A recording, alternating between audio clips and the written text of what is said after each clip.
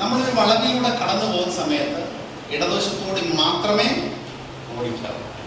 നമ്മളൊരു കയറ്റം കയറുന്ന സമയത്ത് ഇടതുവശത്തോടെ മാത്രമേ ഓടിക്കാവൂ. റോഡ് വ്യക്തമായി കാണാൻ പറ്റാത്ത ഒരു സന്ദർഭമുണ്ട്. ഇപ്പോൾ ആരേജിലൊക്കെ ആണെങ്കിൽ മൂടൽമഞ്ഞൊക്കെയുള്ള സമയത്ത് ആ സമയത്തും ഇടതുവശത്തോടെ മാത്രമേ വാഹനം ഓടിക്കാവൂ. അപ്പം 4 സന്ദർഭങ്ങളിൽ ഇടതുവശത്തോടെ മാത്രമേ ഓടിക്കാവൂ. ബാക്കിയുള്ള സന്ദർഭങ്ങളിൽ കഴിയുന്നത്ര ഇടതുവശം ചേർത്ത് ഓടിക്കാനാണ് പറഞ്ഞത്, പഠിപ്പിച്ചത്. ഓർമ്മയുണ്ടല്ലോ, ഇവിടെ കഴിയുന്നത്ര എന്ന് പറഞ്ഞിരുന്നില്ല, നിർബന്ധമായും ഇടതുവശം ചേർത്ത് ഓടിക്കണം. ഒരെണ്ണം വായിച്ച് ഓട്ടയ്ക്കാൻ ഒരെണ്ണം വായിച്ച മോനെ പ്രശാന്ത്. കയറ്റം കയറുമ്പോൾ ഒരെണ്ണം വായിച്ച മോനെ റോഡിൽ കാഴ്ച വ്യക്തമല്ലാത്ത സന്ദർഭങ്ങൾ. ഞാൻ നിങ്ങൾക്ക് ഒരു ആക്സിഡന്റിന്റെ ചിത്രം കാണിച്ചു തരാം. ഏത് നിയമം ലംഘിച്ചാണ് ഈ അപകടം ഉണ്ടായതെന്ന് നിങ്ങൾ പറയണം.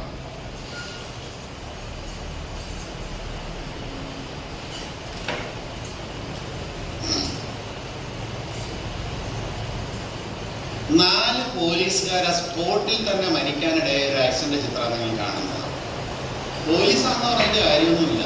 നിയമങ്ങൾ ലംഘിച്ചു കഴിഞ്ഞാൽ ഇതുപോലുള്ള അപകടങ്ങളിൽ ചെന്ന് ചാടും. അപ്പൊ ഏത് നിയമം ലംഘിച്ചാണ് ഈ അപകടം ഉണ്ടായത്? നീ പറഞ്ഞോ, പറയില്ല. ഏത് നിയമം ലംഘിച്ചപ്പോഴാണ് ഈ അപകടം ഉണ്ടായത്? ഏത് നിയമം ലംഘിച്ചു?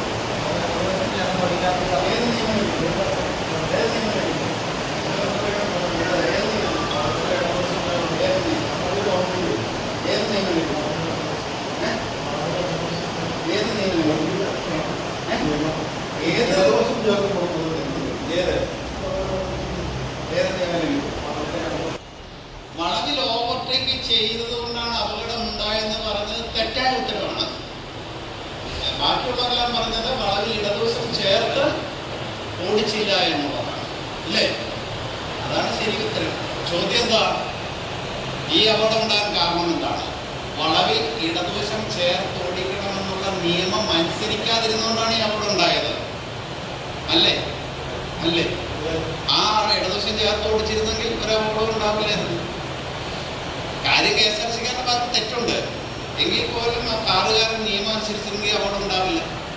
അതിന് മുമ്പ് ഒരു കാറ് പോയല്ലോ, അത് ഇടതുവശം ചേർന്നല്ലേ പോയത്, അതിന് അപകടം ഉണ്ടായില്ലല്ലോ, അല്ലേ?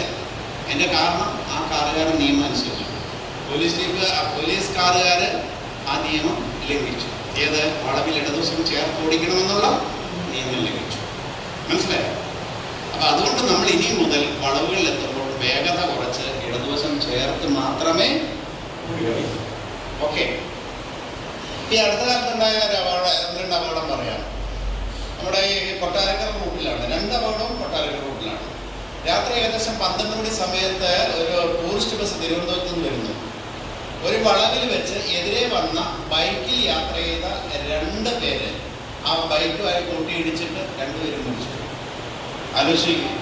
ആ വളവിൽ ഒരു ടൂറിസ്റ്റ് ബസ്സിനും ഒരു ബൈക്കിന് പോകാനുള്ള വീതി ഇല്ലാഞ്ഞിട്ടാണോ അത് സംഭവിച്ചത്? അല്ലല്ലോ.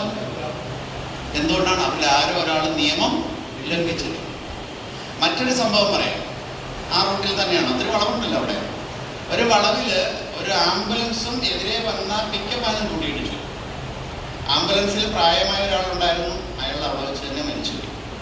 അദ്ദേഹത്തിൻ്റെ ഭാര്യ ഹോസ്പിറ്റലിൽ എത്തിച്ചപ്പോഴത്തേക്ക് അവിടെ വെച്ച് മരിച്ചു. അദ്ദേഹത്തിന് ഒരു മകളുണ്ടായിരുന്നു. മകള് പിറ്റേ ദിവസവും മരിച്ചു. 3 പേര് മരിച്ചു.